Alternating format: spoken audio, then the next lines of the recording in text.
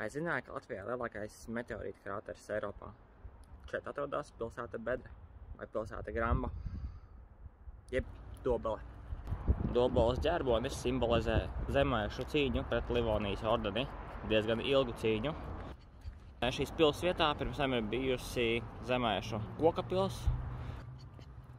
Pēc neskaitāmiem aplankumiem no krustnešiem zemgaļi paši nodedzināja šo pili un aizgāja projām uz Lietuvas teritoriju, ko Livonijas ordenis pārbūvēja akmens mūrī, kas kalpo līdz pat 1760. gadam, ja es nemaldos.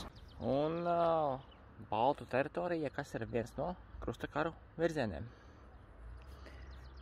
Populārākie krustakaru virzieni ir Jeruzaleme, otrs virziens ir Āfrikā, kā rezultātā ir iznīcināta pilnībā mauri, vesela tauta. Un Baltu valstis